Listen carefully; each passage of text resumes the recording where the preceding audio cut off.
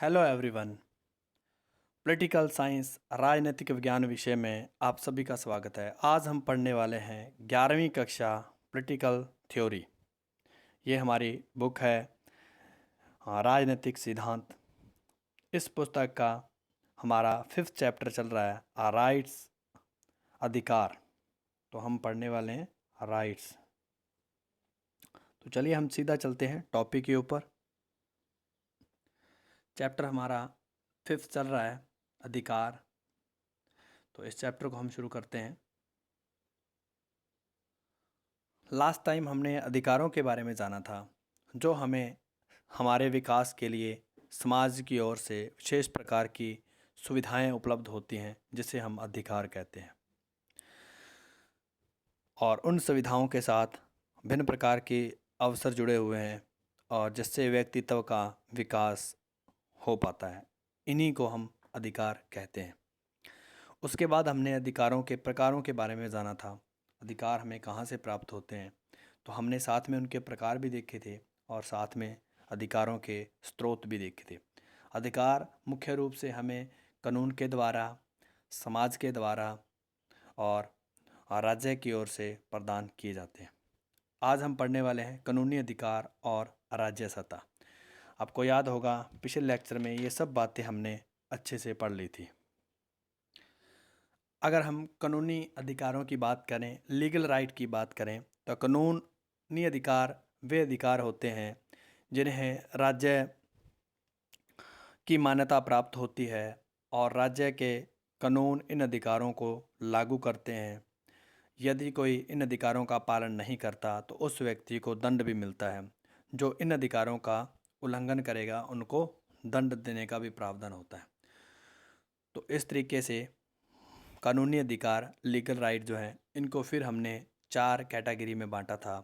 तो सबसे पहला है मौलिक अधिकार। तो सबसे पहला है मौलिक अधिकार। मौलिक अधिकार तो मौलिक अधिकार वे अधिकार हैं जिन कानूनी अधिकारों का उल्लेख संविधान में होता है, उन्हीं को मौलिक अधिकारों का नाम दिया गया है। ये वे अधिकार होते हैं जो व्यक्ति के विकास के लिए अनिवार्य समझे जाते हैं। Bharat, Japan, America, Russia, France, Switzerland, कई प्रकार के लोकतांत्रिक देशों ने नागरिकों को इस प्रकार के अधिकार प्रदान कर रखे हैं। तो भारत ने भी मौलिक अधिकार प्रदान कर रखे हैं। तो जिनकी संख्या कितनी है आप कमेंट बॉक्स में लिख सकते हैं। उसके बाद अगर हम बात करें तो सामाजिक अधिकार, जो दूसरे प्रकार के अधिकार हैं, उनको हमने संज्ञा दी थी सामाजिक अधिकार। सामाजिक अधिकार तो ये सामाजिक अधिकार वे अधिकार होते हैं जो मनुष्य के जीवन को सभ्य बनाने के लिए आवश्यक है। इनके बिना मनुष्य अपने दायित्व का विकास और सामाजिक प्रगति नहीं कर सकता।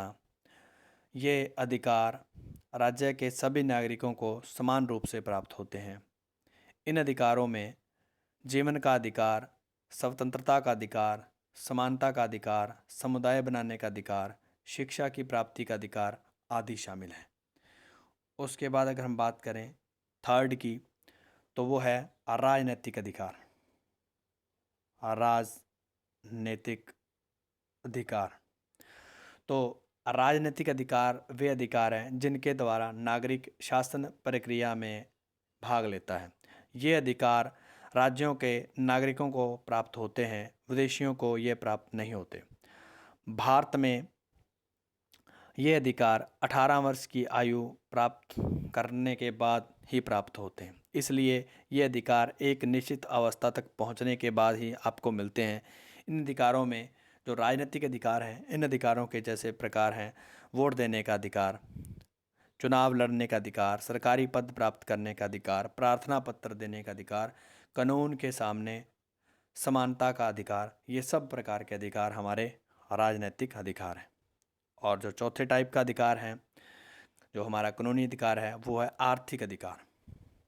वो है आर्थिक से हमारा अभिप्राय है हम आजीविका कमाने के लिए कुछ काम धंधा करते हैं, तो उसे हम आर्थिक अधिकार कहेंगे, या हम आर्थिक अधिकार वे अधिकार हैं जो मनुष्य के आर्थिक विकास के लिए आवश्यक होते हैं। तो इस प्रकार के अधिकारों को हम आर्थिक अधिकार कहते हैं। तो इस तरीके से कानूनी अधिकार, लीगल राइट, 4 भागों में बांटे जा सकते हैं। तो इस पुस्तक में हम चलते हैं, चलिए कोशिश करते हैं क्या क्या लिख रखा है, इन सब पॉइंट्स को हम समझने की कोशिश करेंगे। तो यहाँ पर कानूनी अधिकारों की व्याख्या की गई है। मानवाधिकारों के दावों की नैतिक अपील चाहे जितनी भी हो, उनकी सफलता की डिग्री जो है इन बातों पर निर्भर करती है कि सरकारों और कानूनों का समर्थन उस अधिकार को कितना प्राप्त है। यदि सरकार और कानून का समर्थन प्राप्त है तो उस अधिकार को अहमियत दी जाती है, और अगर ऐसा नहीं है तो ऐसे अधिकार को किसी प्रकार की तवज्जो या अहमियत नहीं दी जाती। तो इसलिए कानूनी अधिकारों के लिए अति आवश्यक है कि सरकारों की ओर से उनको समर्थन प्राप्त हो। इसी तरह अगर हम मौलिक अधिकारों की बात करें, जो इसमें दे रखा है मौलिक अधिकार, तो ये इस प्रकार के अधिकार हैं जो आपको संविधान की ओर से मिले हुए अधिकार हैं। जो कानून की तरफ से आपको आपके संविधान में लिखे हुए अधिकार आपको प्राप्त हैं, उन्हीं को हम मौलिक अधिकार कहते हैं। यदि आपके अधिकारों को कानूनी दर्जा मिल जाता है तो यकीनन आपके जो सामाजिक अधिकार हैं वो भी आपके एक प्रकार से कानूनी अधिकार बन जाते हैं, जो काफ़ी खास होते हैं। तो इसलिए कानून की तरफ से हमें ये दर्जा प्राप्त होना अति आवश्यक है। नेक्स्ट, अगर हम सामाजिक और राजनीतिक अधिकारों की बात करें तो ये वो अधिकार हैं जो आपको किसी राज्य के द्वारा प्रदान किए जाते हैं। तो इन अधिकारों के माध्यम से ये आप जो है इन अधिकारों को आप राज्य सत्ता से ही मांग करते हैं। जैसे कि शिक्षा का अधिकार, हाँ, जो आपकी बुनियादी शिक्षा है इसका प्रावधान आपने जो आपकी सामाजिक व्यवस्था है उसमें सुधार लाने के लिए आप राज्य से इनकी मांग करते हो। समाज भी शिक्षा के महत्व को स्वीकार करता है और अपनी तरफ से इससे सहयोग कर सकता है। इस तरीके से हम बात सकते हैं सामाजिक अधिकार। तो वे अधिकार हैं जो मनुष्य के जीवन को सभ्य बनाने के लिए इस्तेमाल किया जाता है। तो इस प्रकार के अधिकारों को हम सामाजिक अधिकारों की कैटेगरी में रखेंगे। तो इनके बिना मनुष्य का जो है विकास और सामाजिक प्रगति नहीं की जा सकती। इसलिए इन अधिकारों को हमें रखना है। जैसे कि स्वतंत्रता का अधिकार है, समानता का अधिकार है, समुदाय बनाने का अधिकार है। तो ये सब इस प्रकार के अधिकार हैं जिनको हमें एक ओर से सामाजिक विकास के लिए अति आवश्यक है। नेक्स्ट, जो अधिकारों की एक तरह की विशेषता है, अधिकार वैधानिक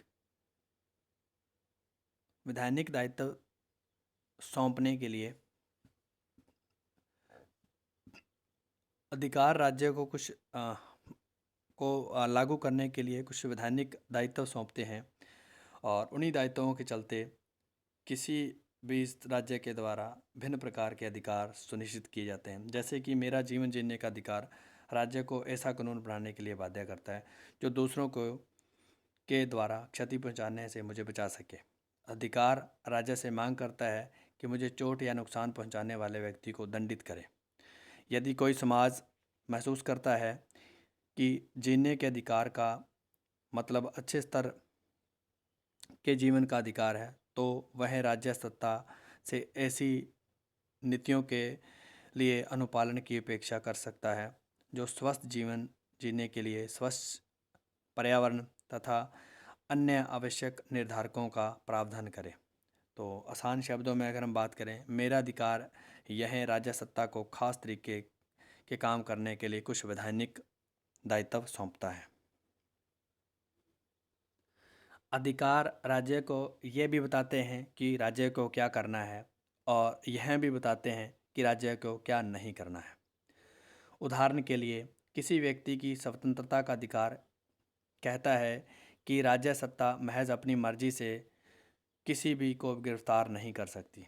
अगर वह किसी को गिरफ्तार करके सलाखों के पीछे करना चाहती है तो उसके लिए एक जायज़ कार्रवाई वहाँ पर ठहराई जाएगी, जो जिसका जो है निर्धारण किसी न्यायपालिका के समक्ष किया जाएगा। तो मुझे पकड़ने के लिए पहले गिरफ्तारी का वारंट दिखाना पुलिस के लिए अति आवश्यक है, और मेरे अधिकार राजसत्ता के कुछ अंकुश बिलगाते हैं। तो इस तरीके से जो मानव के अधिकार हैं वो राज्य के जो सत्ता के विरोध भी करते हैं। नेक्स्ट जो है, दूसरी ओर यह भी सुनिश्चित किया गया है कि राज्य सत्ता व्यक्तिक जीवन और स्वतंत्रता की मर्यादा का उल्लंघन किए बिना कार्य करे। राज्य संपूर्ण प्रभु सत्ता संपन्न सत्ता हो सकता है और उनके द्वारा निर्मित कानून बलपूर्वक लागू किए जा सकते हैं, लेकिन संपूर्ण प्रभुत्व संपन्न राज्य का अस्तित्व अपने लिए नहीं बल्कि व्यक्तियों के हित के लिए होता है। इससे जनता का ही अधिक महत्व है और सत्तारूढ़ सरकार को उनके कल्याण के लिए काम करना होता है। तो इस तरीके से कोई भी शासक अपनी मन मर्जी से किसी प्रकार का काम उनको नहीं करने दिया जाना चाहिए या किसी प्रकार की कार्रवाई नहीं की जानी चाहिए। आगे अगर हम इसी पॉइंटों में से इनकी विशेषताओं को निकालें तो अधिकारों की कुछ विशेषताएं हैं जिनकी हम जहाँ पर चर्चा कर लेते हैं। तो उससे पहले मैं इसको एक प्लेन पेज के ऊपर ले चलता हूँ। आगे अगर हम चर्चा करें तो इनकी विशेषताएं जो हम यहाँ से निकाल सकते हैं, तो पहली है अधिकार समाज में ही संभव हो सकते हैं। तो इसके लिए समाज का होना अति आवश्यक है। तो समाज में से ही हमें अधिकार प्राप्त हो सकते हैं, समाज के बाहर नहीं। दूसरी अगर हम बात करें, अधिकार व्यक्ति का दावा है। तो ये एक तरह का दावा है जो सामाजिक रूप से, आर्थिक रूप से, राजनीतिक रूप से जायज़ है। इसी प्रकार का एक दावा है। तो अधिकार व्यक्ति का किसी कार्य को करने की स्वतंत्रता का एक दावा है जो वह समाज से करता है, समाज से प्राप्त करता है।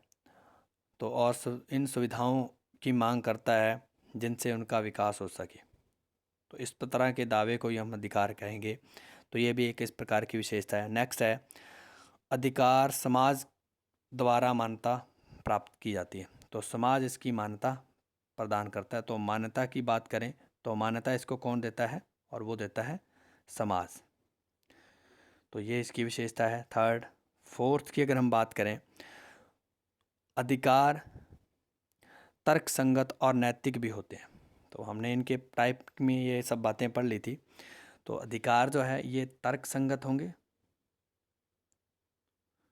और तर्क संगत के साथ साथ ये नैतिक भी होंगे। दोनों ही तरह के हो सकते हैं।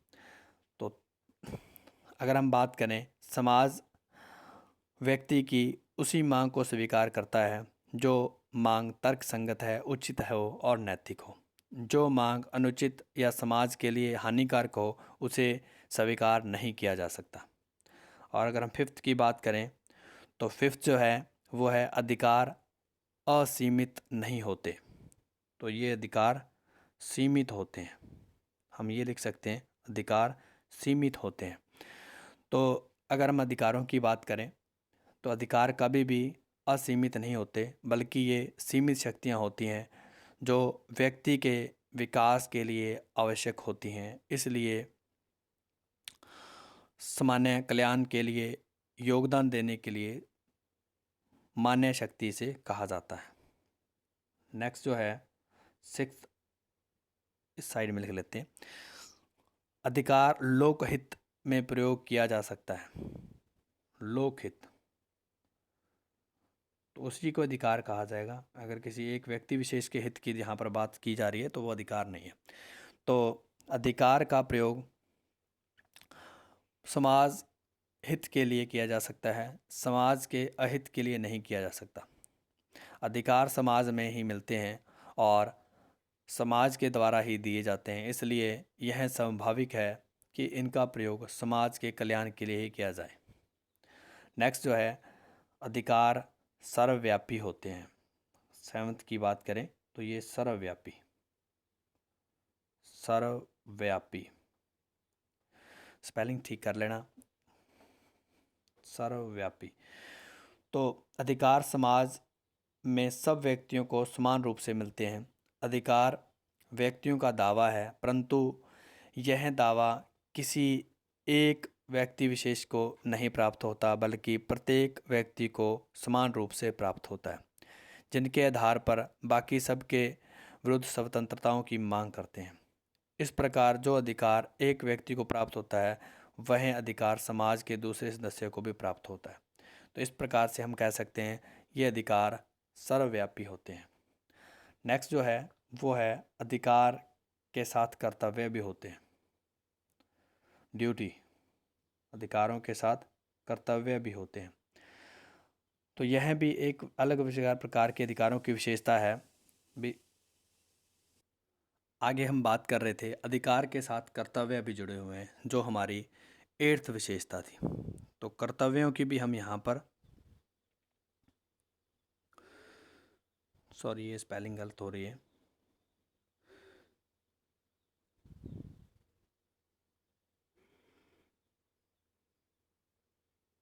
कर्तव्य।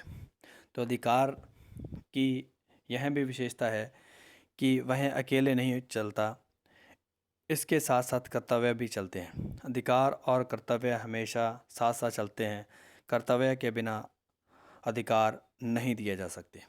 नेक्स्ट जो विशेषता है, 9th विशेषता है, वो है अधिकार राज्य द्वारा लागू और सुरक्षित होते हैं। अधिकार यह भी, अधिकारों की यह भी एक विशेषता है, राज्य ही अधिकार को लागू करता है और उनकी रक्षा करता है। राज्य कानून द्वारा अधिकारों को निश्चित करता है और उनके उल्लंघन के ऊपर व्यक्ति जो उल्लंघन करेगा उसको दंड की व्यवस्था भी राज्य के ओर से की जाती है। अधिकार स्थायी नहीं होते। तो 9th विशेषता में हम बात करेंगे अधिकार राज्य, तो ये राज्य की ओर से लागू किए जाते हैं। आगे वाली विशेषता की बात करें तो ये हमारी 10th विशेषता है। बस इतनी विशेषताएं बहुत हैं। अधिकार स्थायी नहीं होते, तो कभी भी ये स्टेबल नहीं रहेंगे, ये बदलते रहेंगे। अधिकार की, तो अधिकार स्थायी स्थायी नहीं होंगे।